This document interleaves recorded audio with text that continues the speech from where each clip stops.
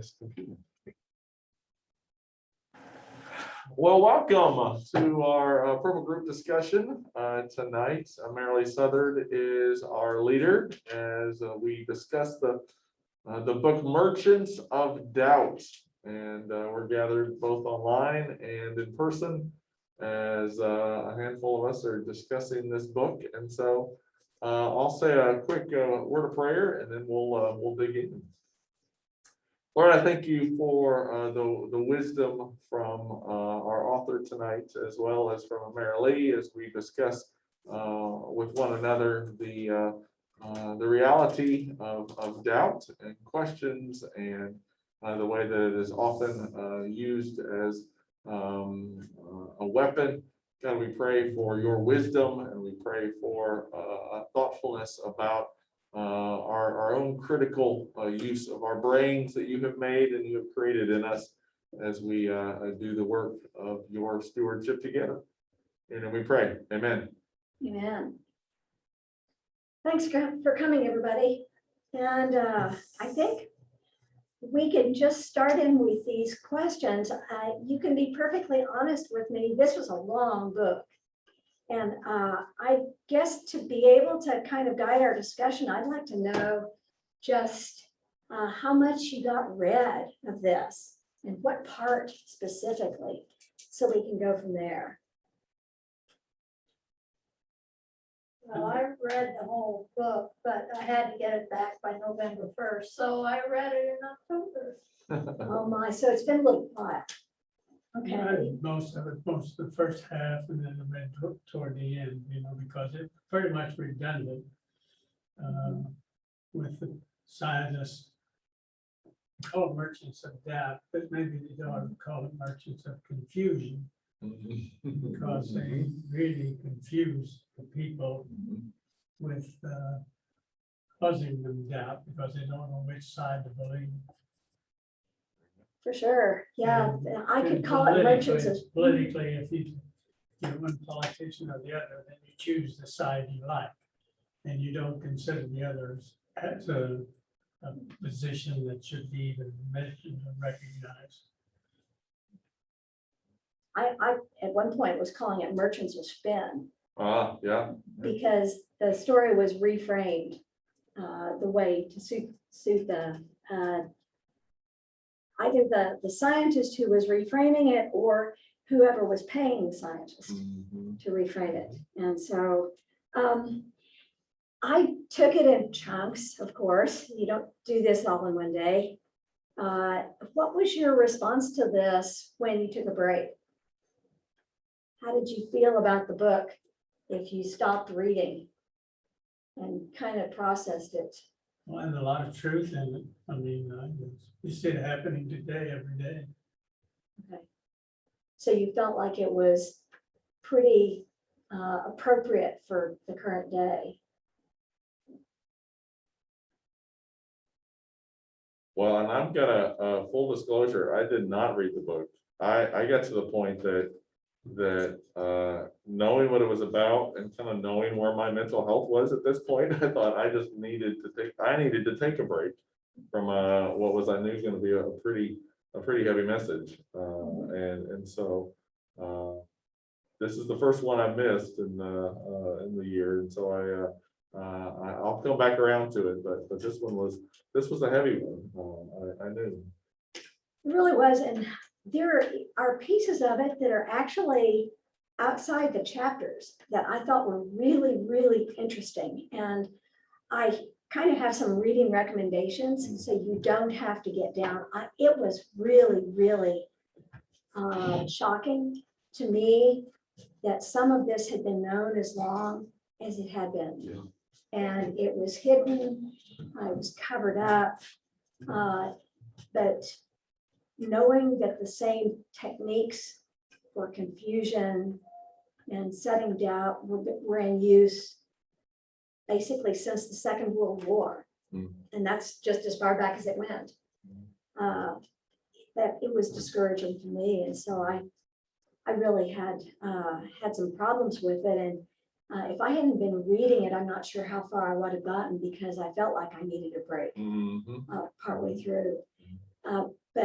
But I guess the other thing was, and this kind of what goes with the third question, how much do you remember of this as it happened? And that's going to kind of tell our ages, but I remembered the names. I remembered the kind of the big picture of something that happened. But to be honest, I didn't realize the implications of all this. And that was just, I think the biggest shock was, I just had no clue. I just really didn't. And maybe it was a good thing, but I don't know. How much of what you read, the guys that read it, was in your memory? I remember a lot about the tobacco stuff, but, you know, it was never a doubt to me. My mother told me tobacco and smoking was bad for you, and she didn't have all the scientific stuff, but she knew it was bad for you to begin with. And of course, she's been dead for 50 years. But she knew it a long time before those scientists ever thought about it. Sure. It's common sense. Well, yeah, it was just common sense that smoking wasn't good for your lungs, and that's that. And she said, don't do it.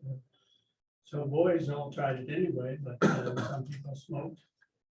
The ones who did said, well, it doesn't hurt me. It's, you know, and no matter what scientists said it was.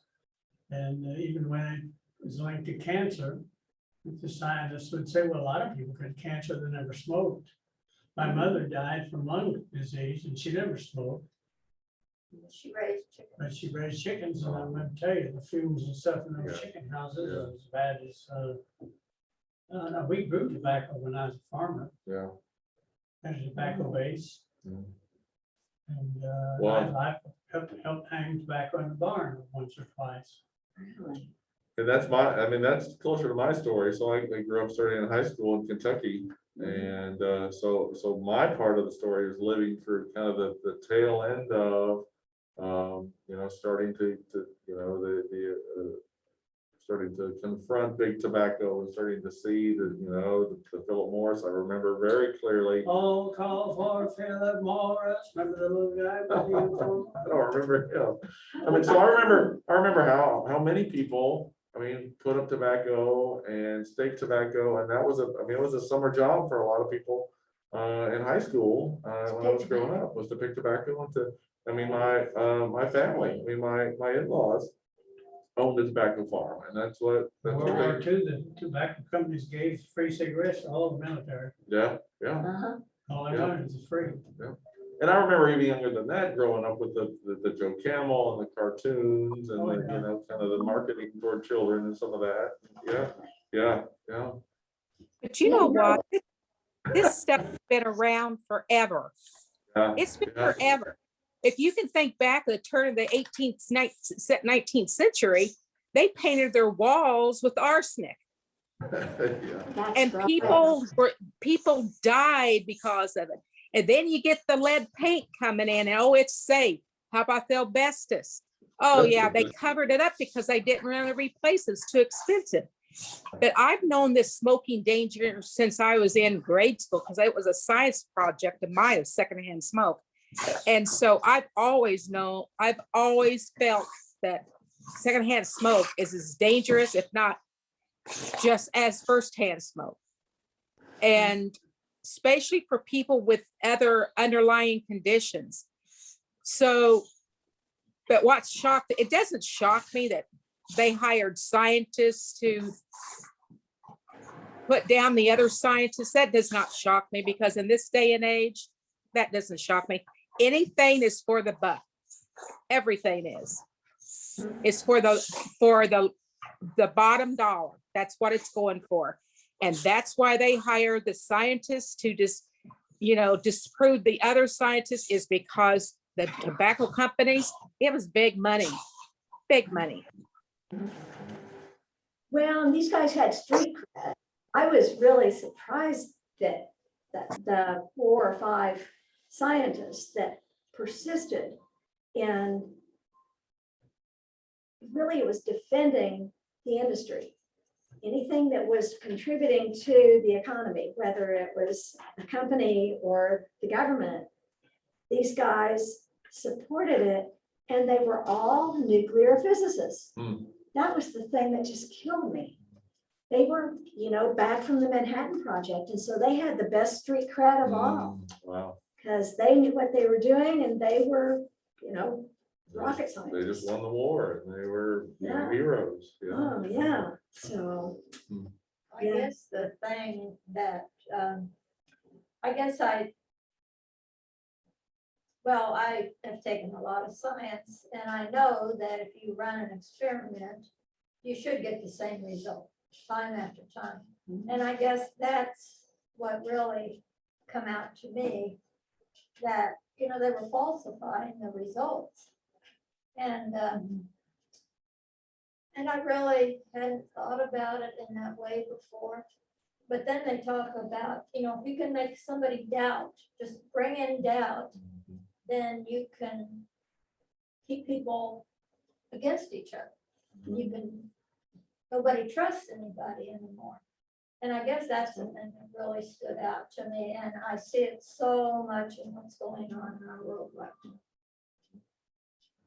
I think the other thing that's interesting about it is the scientists knew doubt. You use it in science. And, so this was a scientific thing, but what they were doing was they were doubting the science and putting up hypotheses that had nothing to do with any data or anything. And so Well, there they we do were. 1,000 experiments and they have 100 of them in one way and 900 the other. They say, well, it's not 100%, so it can't always be proven. And how many years that I sold insurance stuff, all kind of life and health, and we go down to the hospital, see people and see the fat, overweight nurses sitting out in the smoking lounge. Where do you work? I work in the oncology department. I say, you take care of people dying of cancer. And here you are out here smoking and you're overweight. Mhm. In the hospital my dad works at in Kentucky, it's been within the last few years that they've finally taken out the smoking areas for the nurses, for the Yeah. staff, right? They finally said this is a totally tobacco-free campus. And it's not been that long that that's been the Well, case. just the last year or so, they've been KU, a smoke-free campus. Yeah, Of course, they still smoke, but it's smoke-free.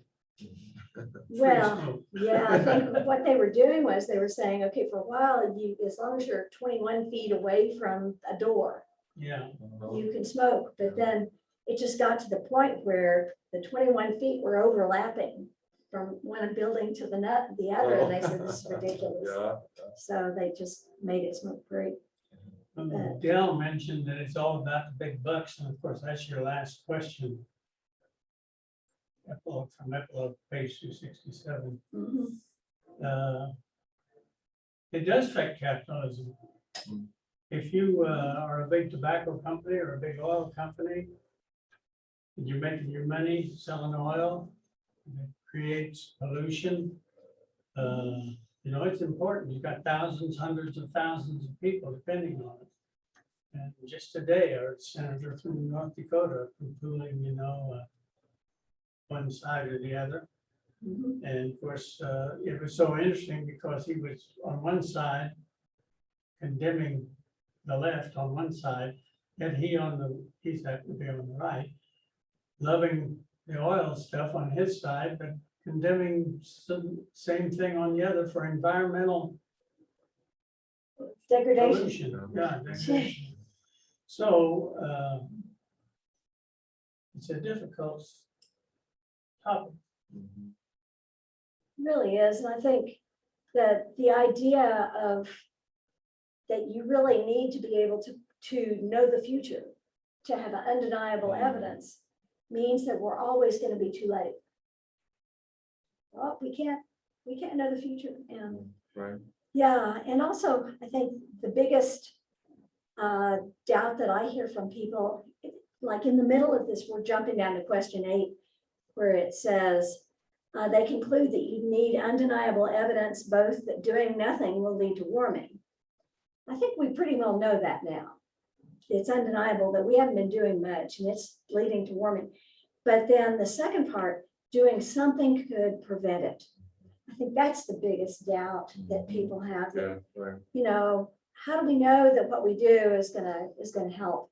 And I think that's where I hear the most, the biggest questions. Well, I can't do anything, you know, I'm just one person. So what if I throw in my plastic in the trash? And that kind of thing. And I think that's pretty tough. That I'd rather do something than, If it doesn't affect me right now, why should I worry about it? Yeah, but it may affect your grandkids. and great grandkids. True. Yeah. I think we're having another one today. Are you really? Great granddaughter. Oh my goodness. You're a little heavy on boys, aren't you? Yeah, but no, they're not either. Okay. This We one's need supposed to be a more little boys. girl. Sounds good. Yeah, and I remember, and this of course overlaps with the book we studied a few months ago. Don't even think about it. Water. Well, that one too. I guess they all kind of overlap, but the one I'm thinking about, Chuck, is don't even think about it, where Marshall, is it Marshall, I think, talks about this idea of certainty, right? Doubt and certainty, yeah. and it says that, you know, the kind of hypocrisy of folks that say, well, insurance, right? I mean, are you 100% sure that your house is gonna catch on fire next year? No, but do you have fire insurance? Well, of course you do. Are you 100% sure that, you know, you're gonna get flooded? No, but do you have flood insurance? Or even the military, are you 100% sure that you're gonna get attacked by terrorists next year? No, well, not 100%. Well, then I guess we don't need any military, right? I mean, and he makes these arguments that, you know, according to that logic, we would live very differently. And if when we connect it to climate, then we say all of a sudden, oh, but we have to have 100% certainty. We have to know with 100% certainty what it's gonna be like. Yeah, Um, yeah. The arguments just don't carry through, Right, you know, right. and we see some of that in the vaccine business. Heavy duty in the vaccine. Yeah, The mask for it. Yeah, yeah. Right. Yeah. I think maybe the fifth question is, the fourth question may be the hardest. There's so much thrown at us. I'd like to jump down to the seventh question, which is, do you believe that environmentalism is an existential threat to capitalism? Now, this comes from the conclusion. And if you're skipping along trying to get through the book, you see that you're done with the last chapter and you say, okay, I'm done. I don't need the conclusion. I've had enough. The conclusion is really interesting. And it points up, and this is one place that I'd really recommend that you try to jump into it, because there's a point that's made that if we wait long enough, environmentalism will be an existential threat to capitalism, because there are going to have to be some really draconian things that are going to take place just to stay alive if we don't do something about it. So, and start working to take care of it. And so basically, if we don't agree, then it may be a self-fulfilling prophecy. Maybe a what? A self-fulfilling prophecy that it is going to be a threat to the free market capitalism that a lot of people would like to see stay around. So one thing that I'm surprised they haven't really talked about with the vaccine and so forth is the health insurance rates. I mean, they're gonna be sky high because we're paying for all these people that are incubated. And, you know, some of them have been in the hospital for 2 and 3, 4 months. That's right. That's right. And those are expensive days. Well, and it's hard for me to tell exactly what part we will have to pay directly with increased insurance premiums and what part, since the government is paying for them, like the vaccines are free.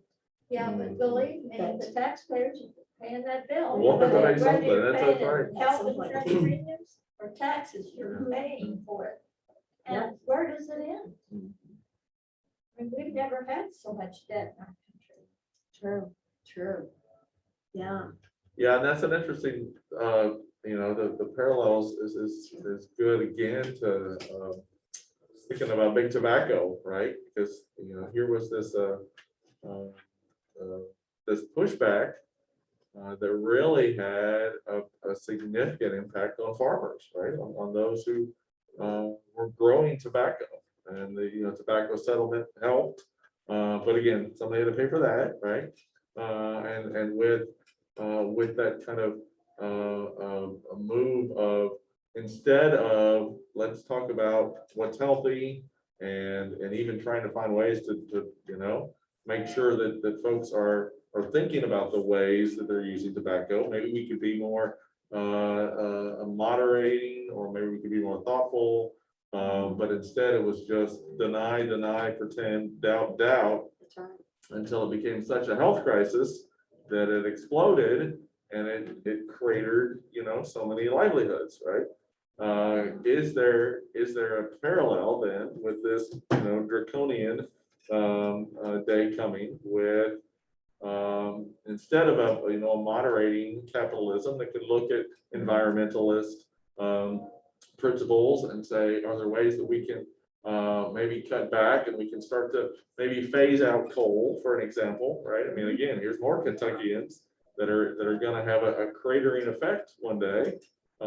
Is there a way that we can be more thoughtful now, instead of deny, doubt that we see today? So what the tobacco industry, now they're vaping, everything's vaping. Maybe, yeah. And getting young people involved. in Sure. that. Oh, absolutely. And, Jewel, right? And what is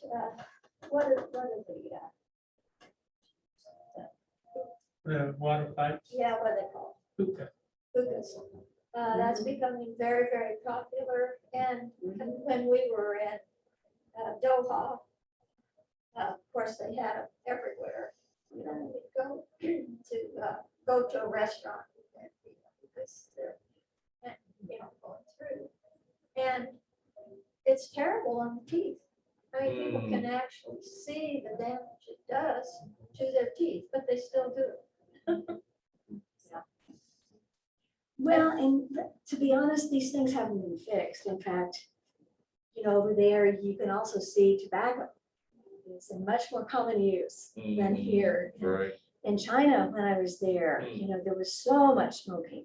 Yeah. And so that problem hasn't been taken care of worldwide. And so, other people are going to be paying, in other ways. And the other thing I think that shocked me, I can just tell you, chapter 2 was on nuclear defense, Star Wars, the defense systems that never worked, that kind of thing. But then in chapter 3, there was acid rain, and it's still a problem. And ozone hole and stuff, which, Yeah. That's chapter 4. we don't know really, at least I don't understand it. What causes it? CO2, we can't have life without CO2. I mean, there wouldn't be any trees, there wouldn't be any grass if you don't have CO2. If you eliminated it totally, everything would die, including us probably. But the grass makes the oxygen and the trees, but they got to have CO2. And CO2 is such a very small 0.03% of the atmosphere. And what is oxygen? 40%. About 21% Yeah. of our atmosphere. And but the pollution particles, the carbon itself, not the CO2, the gas, it seems like carbon particles, and not being as much scientist as you are, I can't understand the difference between the gas and the particle.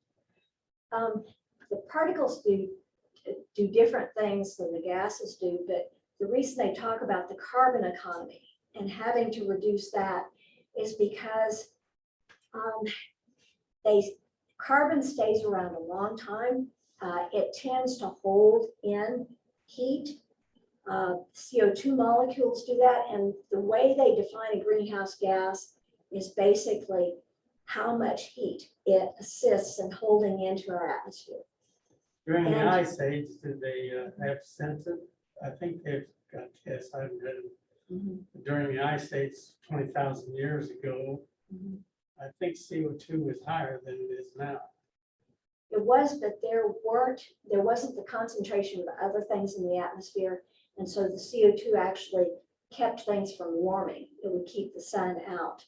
But what's happening is the ozone hole is in the stratosphere. And so what it's doing is it's letting in UV radiation Okay, so into what's our the- atmosphere. So the And sun is causing That's the heating. heat. So what I gotta do, put up a giant sunshade that is about 1,000,000 square miles. Big it's gonna umbrella. float around the earth and look at the Right. sun. It's called our bubble that we'll live in so we don't die. So we'll have this, this giant screen about 10,000 miles, 25,000 miles in the atmosphere or above the floating around Believe in me, front of they the thought sun all of the that. time, like Yeah. a giant cloud in front of the sun to prevent global warming. They thought about launching something like that over the ozone hole. Okay, see, they've Yes. thought about it already. However, there's some logistical problems with that. But probably mostly voluntarily. That too. Who's gonna pay for it? I don't know. It's gonna be your children, your grandchildren, and mine. Okay, back to this Yes. existentialism, environmental existence to capitalism. To me, I think one of the greatest things capitalism is the wider and wider disparity among the super rich Mhm, and the billions of super poor. mhm. And they're getting millions, billions of super poor. I think if somebody did a survey, I think worldwide, Mhm, the super poor amount is increasing fast. mhm. Yes, And the super rich, the 1 or 2 or 3% of us that are in the higher income brackets, we're not in that area. But, most of the Americans, even the poor Americans, are rich compared to the homeless when you go to Uganda and in places in Africa and in India. We have seen places where poor is poor. mhm. And our poorest here would be rich in some of those places in Uganda and India. On the streets of New Delhi. It's unbelievable. You must go there if you haven't. You know, they don't go into that. They don't go into the nature of the disconnect, the dichotomy between the rich and the poor. But statistics say that the gap is bigger now than it has been in over 100 years. And that it's getting worse, and you can point to all kinds of causes, causes that are brought on by governments, and tax policies and things like that, that have gotten more extreme. And, but I think the environmental movement has to start, otherwise the poor are going to be disproportionately hurt. I think that's probably the take-home message from this book, because they do focus in on environmentalism. And I'm not very optimistic because of human nature. But the city of Lawrence has raised all the utility rates. And who does that hurt the most? I know. I think there's something really, really wrong with a lot in our town. And affordable housing, of course, is the other issue that's hitting them again. But you see, politically, this book doesn't, it does talk about how the different scientists work right or left, Mhm. for their issue. And even Reagan and stuff, so against environmentalists and some of the stuff. And Trump, of course, and Obama and Biden, and if you go all the way back to Eisenhower. Mhm. Yeah, they spent a lot of time on Reagan. Yeah. Too, in the book, yeah. But, is there any part of what the book talks about that reminded you of current events? I think Chuck, you answered this in part. Marcia mentioned the vaccine, it's just. Oh, that's right. The scientists were against it. Masks, the other day I drove down, At the university. I like all 15th Street yet. Where the entrance to the university is, there's a guy standing out there with a big sign, says masks are for Nazis. And I thought, well, when I saw him and he was poorly dressed, and I thought, I wonder if somebody's hired him to stand there because, you know, he's hungry. And they said, look, we'll give you $10, you stand on this corner and hold this sign, this cardboard sign. That, And he said, oh, well, yeah, you know, sure, for $10, you know, I'll stand there and hold your sign. I don't care, I don't wear a mask anyway, I don't have any place to get one. I had thought about that. We saw that happen in India where I think the nurses, was it the nurses that were striking? But anyway, they hired people from the countryside to come To in pick it, and pick it. yeah, Yeah, yeah, to clog up the sidewalks and stuff. And they paid them to do it. yeah, Yeah. yeah. Thought in the poor people, just stand in the sidewalk, just let play around here for a day, And well, they, we'll pay you $1. and they got paid. And So that's they big were money fine. for them. I mean, Mm. Wow. Hmm. Okay, cynicism is our name. Man. Right. I guess you could bring a 5 and give it to him and say, I'll give you 5 to put the sign down and walk away. There you go. Yeah, that's a good, There you that's a go. good way, Mary. I like that. Or just add a not, right? Masks are not for Nazis or whatever, you That's know, right, yeah. change the message a little bit, Give them right? 5 if you can doctor their sign. That's exactly right, yeah. Yes, that's great.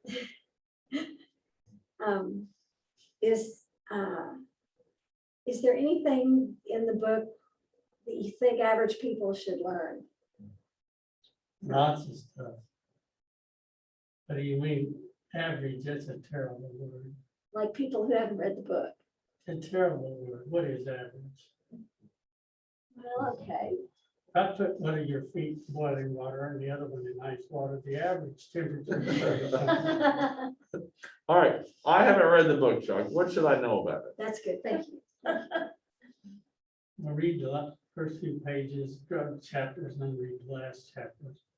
The middle, Marcia can tell you, What to read? but I think the middle is a lot of redundancy. The same people are mentioned over and over again on the left side and the same ones on the right side. Did you feel that, Mary Lee, that was very redundant? Every time they did a topic, they mentioned the topic, but then it was the very same. There was one group of scientists that kind of changed sides in one area, and I can't remember that very well. There was some mind changing. Yeah, There were some people who were very, very sad about their prior behavior. we finally agreed, they knew that tobacco was bad for you, it was causing cancer. They finally had to agree that, yeah, it caused cancer more than it didn't. Because more people that smoked heavily, it ended up with cancer than not. Not everybody got it, but a lot of people did. Mhm. Now then, DDT, you mentioned, and of course, the author of this book, the one that's talking about Rachel Carson. DDT, that was, it was killing everything, and of course, they still use it. It's a very powerful blood killer. We sprayed our cattle and hog pens, and I can remember the guys coming around spraying our cattle. They were covered with DDT powder because everything was white. Trucks, they may have worn masks, but heck, we stood around out there in that mist and stuff. We sprayed our crops with DDT, we had crop sprayers, Mhm. and you know, frankly, I should be dead according to those books. but I'm not. But your brother did have. Well, yeah, but he was in Korea and he got. Oh, he got- I think it was that rather than working with the Yeah. chemicals and the It was farm. in the chemicals and Agent Orange. Yeah, we would use the chemicals on our mind, we used to mix our corn insecticide with our hand. We didn't with gloves. If you get to the epilogue, which is really kind of the 2019 update of this book. The book was originally written in 2010. Part of their motivation for doing the same thing over and over and over again is because they worked on this long enough to be questioned by other journalists who Rachel Carson expressed. she got one book, she got really ripped, you know. I did not, I was not aware that if you Googled Rachel Carson today, that you would get a bad report on her. I always thought she did a wonderful job. Yeah, well, of course, that's the chapter on rewriting history. That's the doubt, exactly, yeah. Yeah. But I think knowing that they had this meticulous documentation effort, because this is really one spot where journalists can go to find the original documents and find that, yes, indeed, it was happening. And it happened because of this person again. And they've done the same thing with acid rain, with SDI, with tobacco industry. And so it's not boredom, but it's tedium of what they went through is because they're really I think this is kind of a reference book. Kind of index. It really truly is. And I mean, I wonder, there's how many pages? Well, I've only gotten to like 267. Where are all the rest of the pages? Well, they're references. Wow, They've got these Thousands of dozens of pages. yeah. yeah, it's amazing. And so I think that's one explanation for why it becomes so tedious. The other thing that I think is the biggest message of this is that if you really want a fair and balanced treatment of science, it's not going to work for you. Because the opposite of what scientific evidence is not pretty. Well, It's now, speculation, it's rewriting, it's reframing, it's questioning the science. It's doing everything that isn't valid compared to the data. But you're a scientist and you worked in university and you probably had PhD students that you were. Of course, We're doing Their theories. job was to take a subject and study it. mhm, We've gone to a couple of the dissertations where they Mhm. finished their doctoral. And Right. in science and pharmacy, it's so interesting how they, for a year, 2 years, they'll Mhm. study a molecule or something. mhm, Why does it do this? Why does it do that? mhm. And they make their presentation, they've got all these facts and stuff, and the judges will come up with these questions. Well, did it do this? We didn't investigate that. That's right. And so the whales are going, and some poor PhD student is gonna get to investigate that Exactly. issue next 2 years. The next one, that's right. PhD. But that's different than doubting what they. But that's the what they reason they do know. want to know, because they do have a doubt. Doubt is not evil. I think that's a book that we read.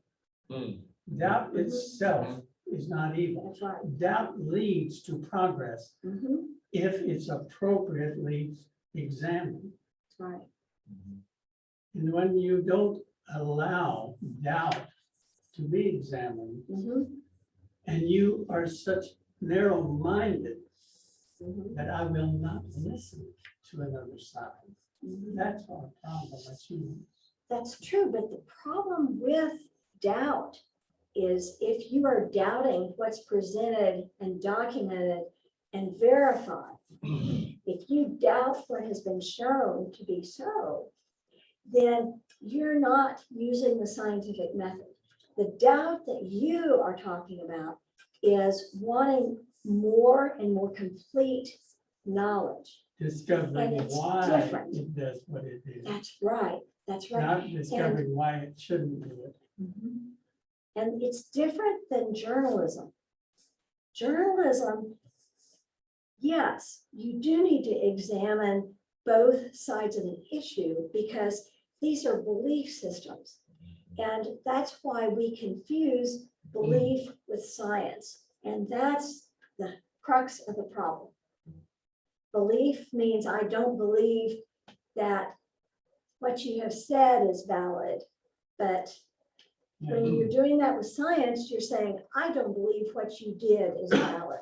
Yeah, I think that it's different with, Your results. it's different with theology too, right? I mean, I think if you're talking in theological terms, I think there's always a healthy level of doubt because we're talking about something that, you know, is a belief system, is something that, you know, that certainty and that narrow-mindedness can be problematic, right? Because we're talking about something that in the end is mysterious. When we talk about God, we're talking about something that we cannot completely, you know, control or explain or narrate or say this is exactly who God is, right? And so there's Exactly. always some healthy doubt in the way, and I think maybe that's you're talking about. I think Mhm. I'm trying to remember, is it Peter Enns? I'm trying to remember the book that talks about some of the healthiness of doubt and how certainty in theology can become problematic. But I hear you saying that's different than in doubt, which takes something that is scientifically, you know, again and again and again proven, and then That's right. saying, well, I'm gonna doubt that because somebody over here is paying me, or somebody over here thinks that that's not the answer that they want, or Well, somebody over I'm here. hearing somebody else's Or because misinformation. somebody else just said this, right? Exactly. I mean, it's the difference between saying, I think this vaccine is unsafe because I've seen some medical evidence, or I think this vaccine is unsafe because somebody posted a YouTube video on it, right?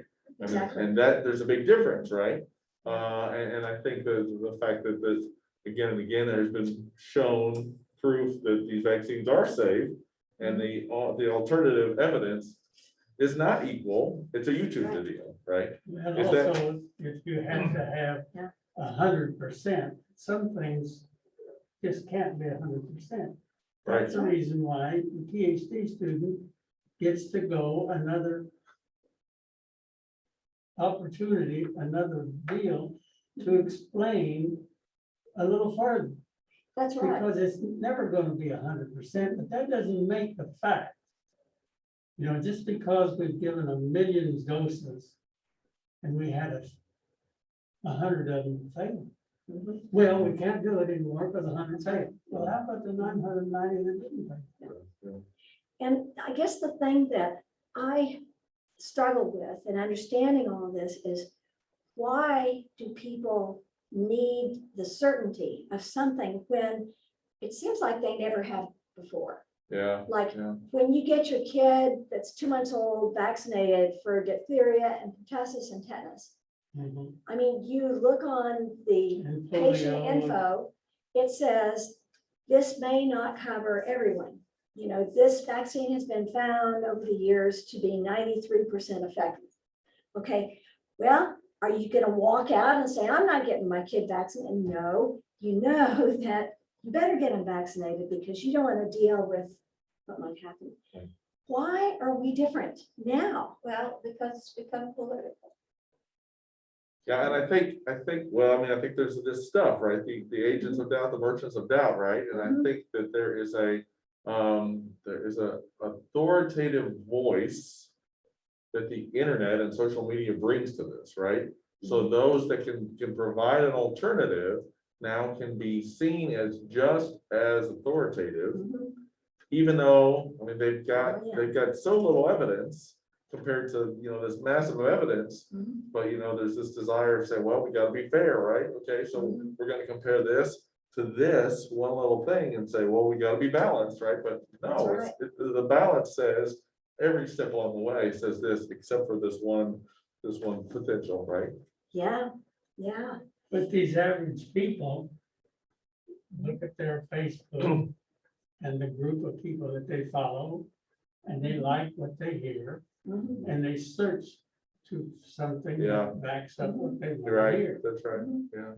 And they don't listen or won't listen to another view and give it any consideration. That's right. That's right. And I think the other thing is there's a whole language of doubt Mm. that is used for things that that utilize facts, utilize scientific facts. And it's a language that overlaps with the language of faith and the language of opinion. And so if my neighbor says, I don't believe in COVID, Mhm. well, okay, believe Mm. means that there's no faith in doctors, perhaps. There's no faith in what the public people are saying. What is this? We've had a few of those in Alaska, didn't we?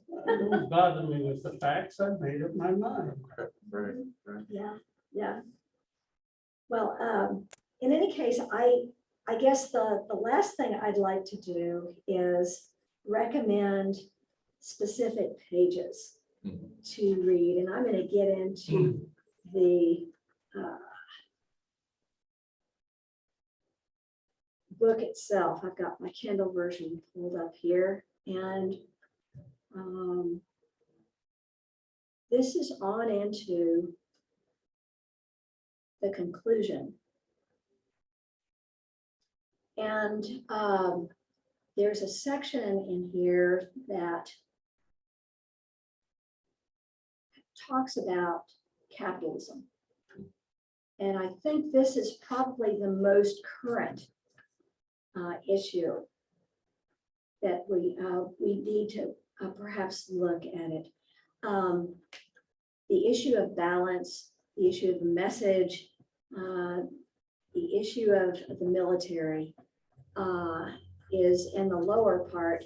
But if you go to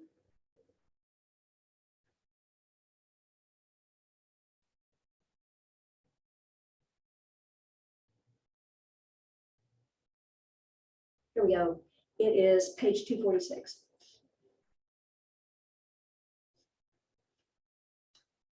Okay, that is entitled Free Speech and Free Markets. Mm.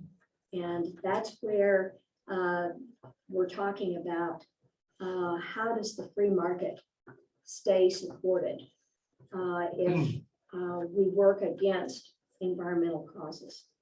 And there are some big numbers of money, and it's pretty current.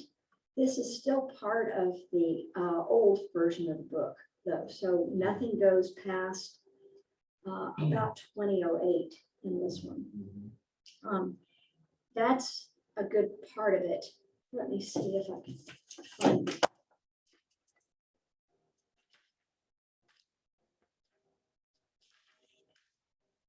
Okay.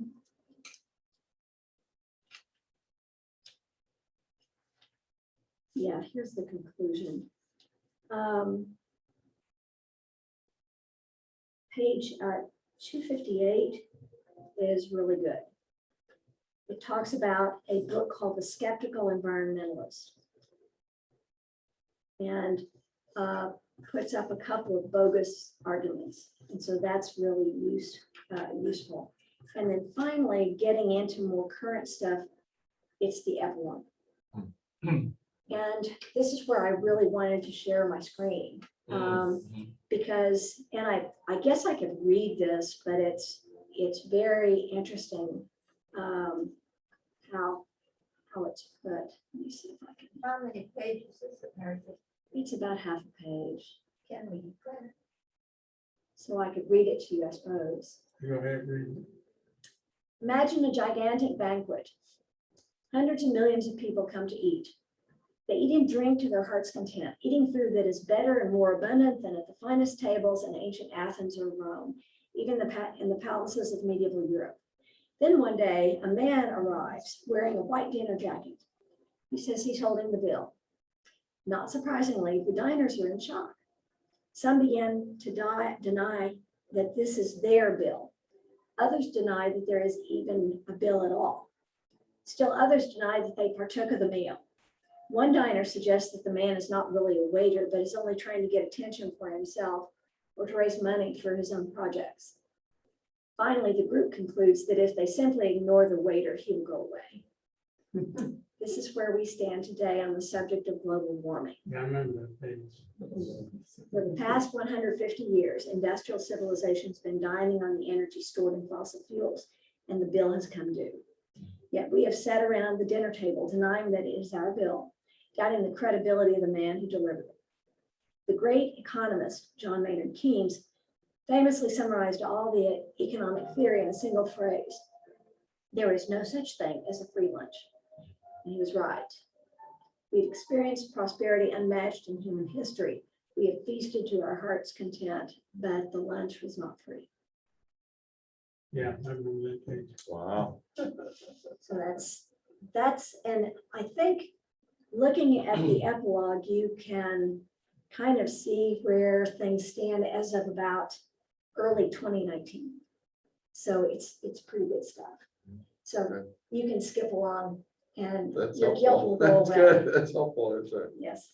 Well, the So, diners in Washington will just say, other people can pay for it. That's right. We'll just, we'll change the regulation. Dine and dash, right? They'll, they'll eat and then they'll run out the door. and of course, the people who are poor and in poor developing countries Yeah. are the ones that say, this is not my bill. Right. So, yeah. Anyway, that said, that's all I have. Good. That's a good, good summary, good engagement. You know, I think this is a hard issue, but I think good to kind of open our eyes. I mean, if I were to, in a word, name this theologically, I would say sin. You know, here is a example of human frailty and how our brokenness to deceive and our brokenness to excuse the deceit, right? I have a question. Mhm. Back in the 80s, there was a man named Francis Schaeffer who wrote a book called How Then Shall We Live? Mhm. And that's my question. Mhm. As believers, where do we go from here? Yeah. Because it's so easy to say, you know, I honestly think it's too late. Mhm. And yeah, you know, I might move to the Twin Cities. It's a little further north. It might not be quite as hot. But that's kind of sad. Yeah, right.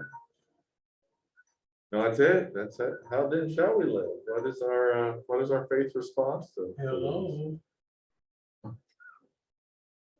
Take a Well, phone what's call your instead. name? Yes, I don't know. It's, you know, when I'm 6:55, huh? when I'm What's your age? composting, What's that? when I'm composting. Yeah, right. Yeah, as Then- we start to make a difference, as we Yeah, start it's to, just brand new, Does it huh? make a difference? yeah. Will it make a difference? Well, I guess they'll send us some Am I updates. just spinning my I'm wheels sure Isaac will be on it all. Right, or my compost container? yeah. But thanks for calling. I think that's the toughest one to present to the community of Well, faith. we've been Yeah, waiting, right. over Say, thinking where do every we day over focus? here Right, the last right. couple of weeks. I've been Yeah, yeah. hoping we. Well, and it's been so easy to just No, we're getting to closer deny every and day. say, well, this world is not my home, right? And so we just kind of avoid and run away and say, not my problem, right? Not my bill. So I told everybody. as a Southern Baptist kid, that's what we heard a lot, Sure, sure. that we really need to focus on the spiritual, Right, on Right. ourselves, you Yeah. know, getting the sin out of How many ourselves. granddaughters, great granddaughter we got? So, Come to, did you get some good news, Chuck? yep, yeah, do grand, 6:55, You didn't even know how much you weighed. That was the grandfather. All right, We're the great grandparents. congratulations. Congratulations. So Isaac and Katie, they're the one who the little boy died, 2 years ago. Oh, my. The first little boy, and it's sad. But they got another boy now, he's Now they've got the girl. 2 years old. Well, and I think that's your answer, Marilee, right there. I mean, I think, what do? Do we just throw up our hands and say it's not worth it? We just spiritualize and, put our heads in the sand and say, not my bill. Yeah. But that great granddaughter is gonna need to live with that, Oh, right? yeah, can you imagine when she's my age, what things will be like Yeah, right, Could be better, could be worse. right. in 10 years from now? And you've got a bunch of folks meeting in Scotland last week that say we can do better. We can turn it around. I mean, it's like turning an ocean liner. It's slow. But I think the faith response is to say, we do our part and we keep Paying it forward. paying it forward. Yeah. Well, that's what I was going to say, Mary Lee. We have to keep hope. Mm. We can't give up. And that's what I was going to say, we have another great grandchild. Gender hasn't been exposed yet, but I think it's April that it's due. So these young people, at least are not afraid to, I wouldn't have a child in this age, No. But No, I I mean, if wouldn't I was either. a young person, I'd say, no way. But these young people are doing it. We have a grandson in Hawaii that he and his wife very much want to become pregnant. And they're really scared what's going to be the future, but they still want to raise a family. So there's got to be some hope there. I think it's just hormones. It's just at the moment, when we read this kind of book, that's what bothers me in a way, is because so much we get is so negative. Yeah. And it doesn't seem like, we're gonna get past it. But, we have for years. And it was interesting. I'm Indian, so I followed Potawatomi, and they have a Potawatomi Facebook page. And today, one of the guys put, I think they were trying to get Indians vaccinated, Mhm. and then finally he just turned off the response because they were so negative. I mean, like the things that were coming up was like, well, they put poison, they killed us, the smallpox. Yeah. And one of the comments was, we don't think they have changed, we've changed for the better, but we don't think they have, and I can understand that Yeah, mistrust. sure. Oh, yeah. But it's, Well, and I think, and maybe that's the last word as we kind of wrap it up. If we've got 350 some pages about sin, we serve a God of forgiveness, right? We serve a God of grace that God is working on restoration, that God is working on hope. On Sunday, I'm going to preach about Jeremiah, right? As they were in the middle of exile, and they were in the middle, everything was bad news, and there were false prophets that Jeremiah just blasted because they said it's not bad news. He said, no, it's bad news. It's really bad news. But in the end is God. In the end is hope. In the end is restoration. And that can be maybe our word too. I do want to bring up one other thing. Going back to last month, we talked about the tea bags. Oh, yes. Well, there was a thing again on Facebook today Yes. about the tea bag, and said, we're drinking plastic all the time because these, I guess it is the sealant, Uh-huh. and you can't even see them, Oh, shoot. with Little your eyes. microbeads. Yeah. but they're in there and we're drinking them. Oh, boy. So it was interesting because you had And we mentioned talked that about the last tea. month. That's right. That's right. Oh, my. Yes. Oh, boy, oh, boy, oh, boy. All right, well, thank you all for the conversation. We'll hit the stop on record